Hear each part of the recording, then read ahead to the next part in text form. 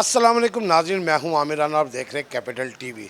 मशरक़ वस्ता की जंग थम चुकी है। दोनों ममालिक के दरमियान बेहतरीन ताल्लुकात कायम हो रहे हैं। मशरक़ वस्ता में अब इस वक्त जो मुआशी सूरत हाल है वो भी बेहतर हो रही है। जहाँ पर क्रूड आयल आसमान की बुलंदियों को छू रहा था वो अपनी वापस सतह पर आ चुका है, मगर सोना जो है वो बढ़ा नहीं।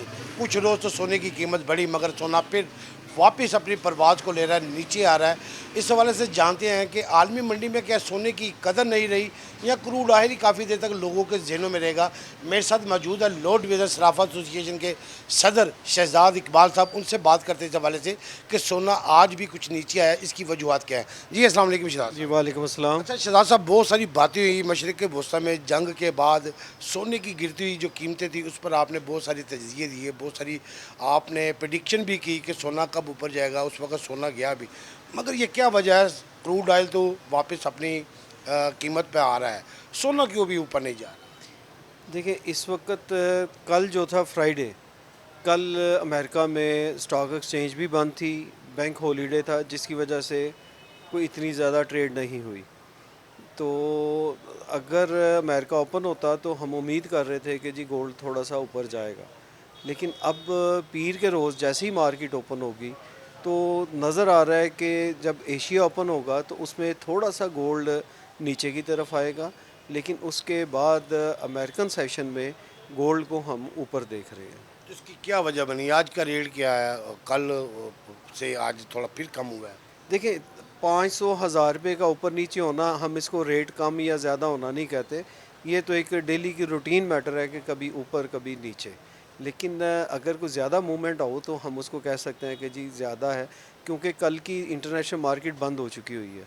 इंटरनेशनल मार्केट जो है वो $4,157 पे क्लोज़ हुई थी और क्रूड ऑयल 76 प्लस पे क्लोज़ हुआ है।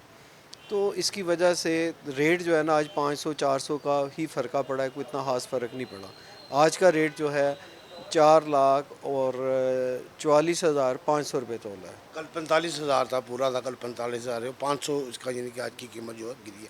अच्छा, इससे ख़रीदार के लिए भी कोई मसाइल होते हैं या आप दुकानदारों के लिए कोई मसले होते हैं छोटी कीमत गिरने से? देखिए ये छोटी कीमत गिरने से ना तो ख़रीदार को कोई फ़र्क पड़ता है ना दुकानदार को फ़र्क पड़ता है। असल में फ़र्क पड़ता है जब कोई हज़ारों में कोई 10,000 20,000 का फ़र्क पड़ता है, उस सूरत में जाके ख़रीदार भी सोचता है और दुकानदार भी सोचता है कि मैंने भी परचेजिंग करनी है तो मैं थोड़ा सा रुक जाऊँ या देख लूँ या जो भी पोजीशन होती है। अच्छा, उसमें ये होता है शाह साहब के बहुत सारे लोग क्योंकि यही ट्रेड कर रहे होते हैं, तो बड़ा जो ताजर है उसके लिए 500 अगर बड़ी तादाद में वो सोना बेचता है या ख़रीदता है तो उसके लिए तो एक बड़ी तकलीफ़ वाला मसला होता है। ये नहीं उसके अगर बेचता है तो उसको उसको मुनाफे में कमी होती है, अगर वो ख़रीदता है अगर 500 तो उसको बड़ा प्रॉफिट होता है।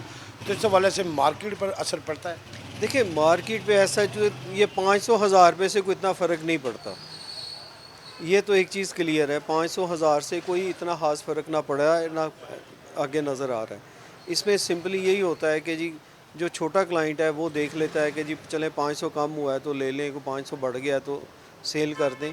उस सूरत की हद तक तो ये चलता रहता है, अदरवाइज़ ये 500 हज़ार रुपये से एज़ सच कोई फ़र्क नहीं पड़ता। अच्छा, आपका कहना है कि ये अमेरिका की भी क्योंकि ट्रेड जो है वो जो स्टॉक एक्सचेंज है वो मंडे से इसके ऊपर तवज्जो करेगी। आप अभी थोड़ी देर पहले मुझसे बता रहे थे कि अमेरिका में आपकी इस हवाले से बात हुई है, तो आप क्या समझते हैं कि अगर अमेरिका में इसकी सोने की ट्रेडिंग होती है, क्रूड से ये पीछे हटते हैं, तो ये कहाँ तक जाने की जरूरत है?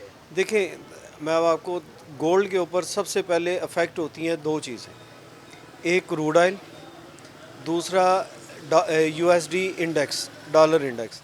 डॉलर इंडेक्स अगर ऊपर की तरफ जाएगा तो गोल्ड को वो हिट करेगा नीचे की तरफ। अगर और दूसरा क्रूड ऑयल अगर ऊपर जाता है तो तब भी वो हिट करता है नीचे की तरफ। तो ये दो इसमें चीज़ें जो है ना चल रही होती हैं। इस वक्त जो है डॉलर कोशिश कर रहा है ऊपर आने की, लेकिन वो ऊपर आ नहीं पा रहा। इसको भी थोड़ा सा लग जाएगा टाइम, तो ऊपर आएगा तो गोल्ड नीचे आ सकता है। लेकिन इस वक्त जो है गोल्ड को हम नीचे नहीं देख रहे।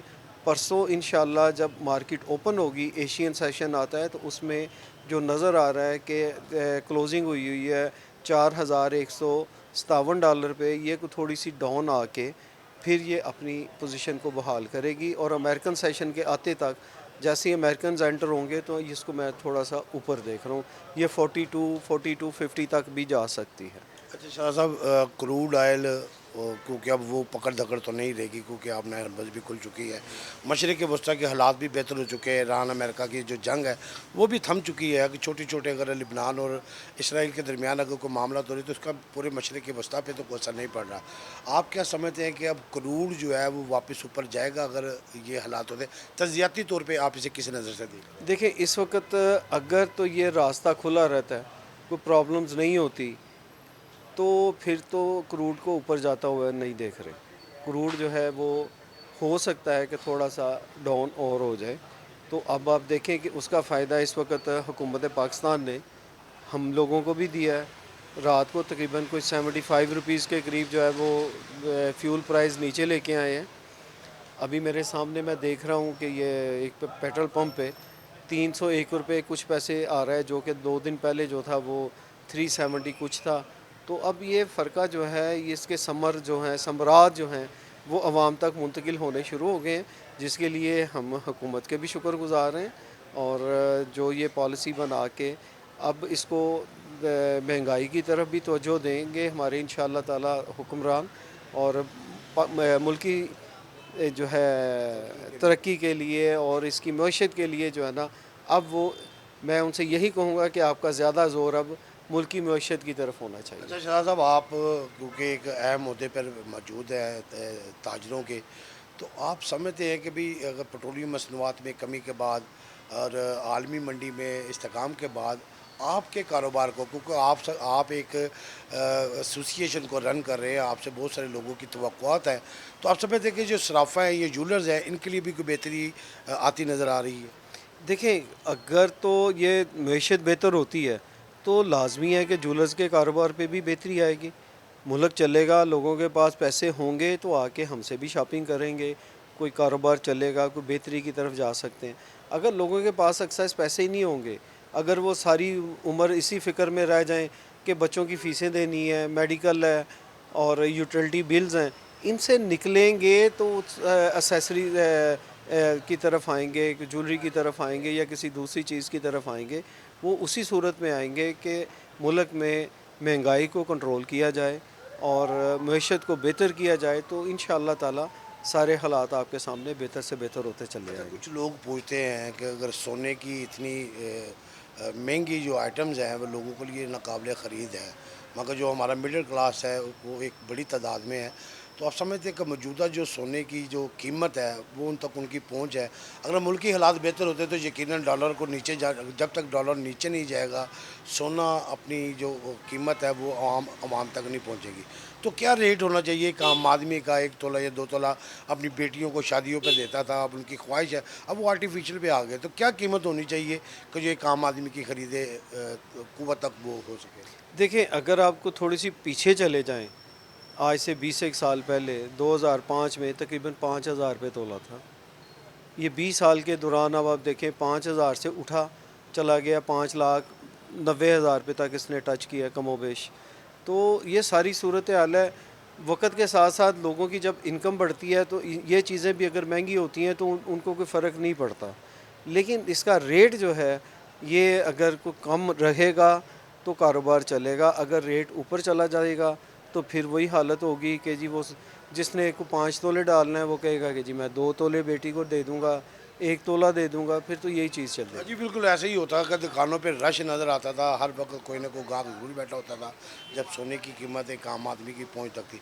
तो आप अपने सार्फिन को ये भी बता सकते हैं कि हमारे हमसाए ममालिक में सोना किस रेट पे, उधर भी हमारे ही रेट के बराबर है या उनका कम है? नहीं, देखिए, अगर आप उनकी करेंसी को देखें ना तो रेट वहाँ पे कम बनता है, लेकिन जब आप उनकी करेंसी को कन्वर्ट करें पाक रुपीज़ में तो तकरीबन सेम आ जाता है। 200, 500, 1000 रुपये का फ़र्का हो तो वो फ़र्का हो, अदरवाइज़ कोई ऐसी चीज़ नहीं है। यानी करेंसी की वजह से ही उनका अक्सर लोग मैंने देखा है कि जी हमारे पड़ोसी मुल्क में पेट्रोल का ये भाव है, हमारे मुल्क में ये भाव है। जब उनकी करेंसी को अपने पाक रुपीज़ में कन्वर्ट करें तो फिर आप देखें कि वहाँ पे क्या बिक रहा है, यहाँ पे क्या बिक रहा है। मतलब ये जब एक चीज़ लहर चलती है तो पूरी दुनिया में चलती है।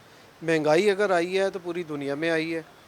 सिर्फ मैं हुकूमत से ये रिक्वेस्ट करूँगा कि हमारे यहाँ या जैसे इन्होंने इतनी कमेटियाँ बना दी हैं जिसमें प्राइस कंट्रोल कमेटी है, दूसरी कमेटियाँ हैं, फ़लाँ कमेटी है, इतनी कमेटी हैं, तो इन कमेटियों से काम भी लें और ये जो प्राइस कंट्रोल है इनको कंट्रोल भी करें।